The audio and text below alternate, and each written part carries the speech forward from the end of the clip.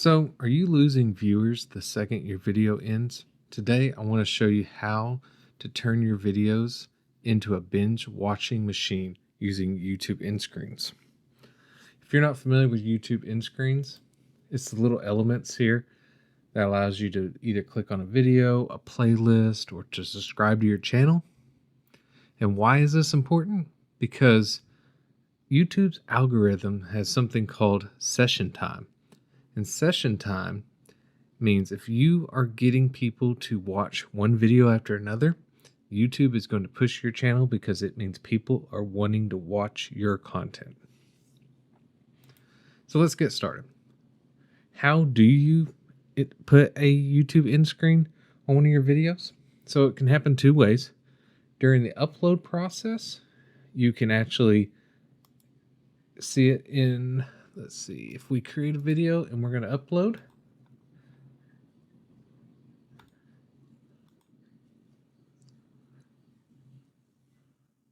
in this video elements, you can go here to your end screen and you click add.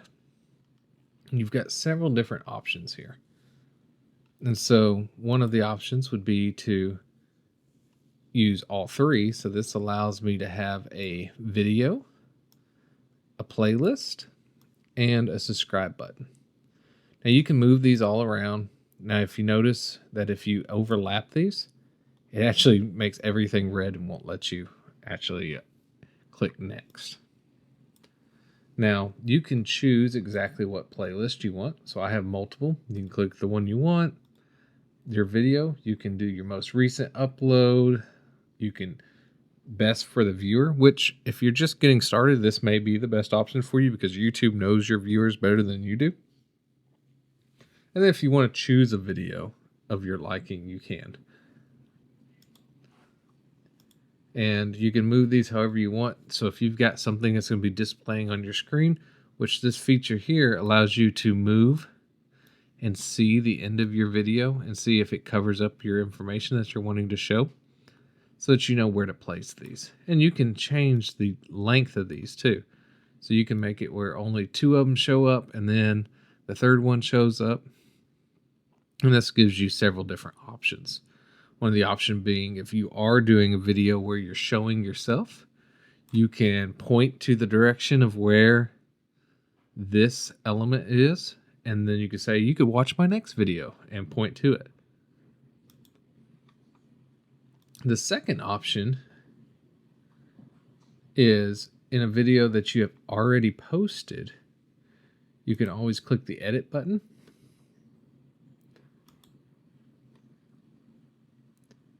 And then in the editor, you can click the end screen. And this allows you to edit those end screen elements. So like here, I have these end screen elements. I can edit those at any time. You can also add an element if you wanted to. So I can do a playlist here. And seeing that this is all about the Artemis, I can click the NASA. And I can go ahead and add this element into this video while we're talking. Oh, well, apparently I don't want to do that one. We want to do a video element. And I'm going to do best for my viewers. And that allows me to have a video, a playlist, and my channel.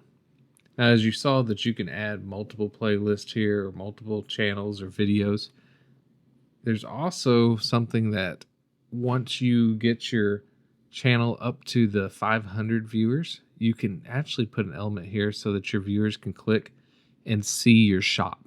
So that is a nice feature once you get moved up. I'm just going to save this here. So those are the two ways to actually add your elements into your video end screen. Now I want to talk about the timing. So once you're here and got your video, you can adjust the timing by just grabbing these and moving them. So if you want to make sure that it only starts at a certain moment or you want to put them in a certain place, you can also do these edits when you are uploading your video. It allows you to move those sliders around, ensure that your elements are not popping up while you're still talking. So the last thing you want to do is be in the middle of a deep part of your video and all of a sudden something pops up over it when you're trying to explain it, or you've got something on the screen that your viewers really need to see. You do not want one of those in-screen elements to pop up over top of the actual meat and potatoes of your video. So make sure that you check the placements, you move those around, make sure they're not overlapping, it will not let you save, and ensure that you know how long you have your video there.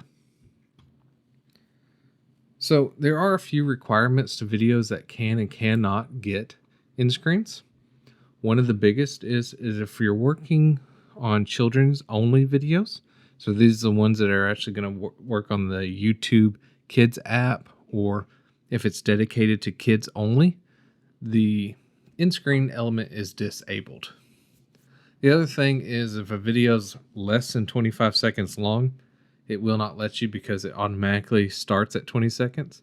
You can go down as low as 5 seconds, but your viewer really is not going to have much time to look at those in-screen elements if it's longer or shorter than 5 seconds. So the next big thing is planning. So whenever you're going to do an in-screen, if you're someone who's making videos of yourself and showing yourself on camera, then there may be a good reason to go ahead and plan for what video you're going to show next. That way you can ensure that your viewers and your script follows that path. So at the end, you can say, hey, let's make sure if you enjoyed this video, this content here is another good video to watch. Or you can even pull it in. If you want to learn more about what we talked about earlier, here's a deep dive into this subject. And you can point them towards that video and physically even point your finger in that direction. And so that is something really good that you can use these end screens and actually do like a call of action to your viewer. And if you're not real sure,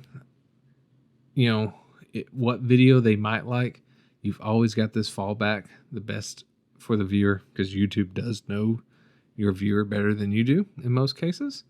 Now, as you grow, there may be certain viewers that you get really comfortable and but not all of them are you're going to know. Some of them are just viewers that you never even get to have a conversation with, even in the comments.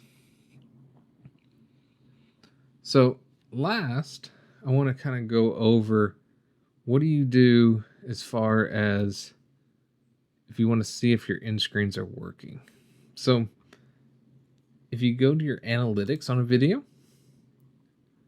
you can actually click here on engagement and you can scroll down and you see end screen element click rate. Now there's a couple numbers here that you need to know. They say that a good end screen is between 1 and 5%. An excellent end screen is between 3 and 5%.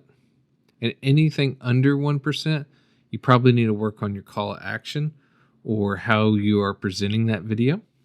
So if you look at mine is somewhere right below excellent.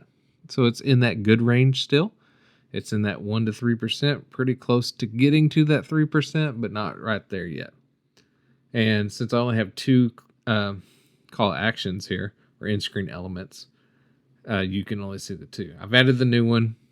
Once someone uses it, I guess, or maybe after 24 hours, the other one will appear here. And then I'll be able to see the end screen element for this video. Well, now I'm going to practice what I preach. If you want to learn something more, I'm telling you right now that you can click on this very next video, and it's going to deep dive into how to upload your first video on YouTube using YouTube Studio. I hope you guys enjoyed this, and I'll catch you on the next one.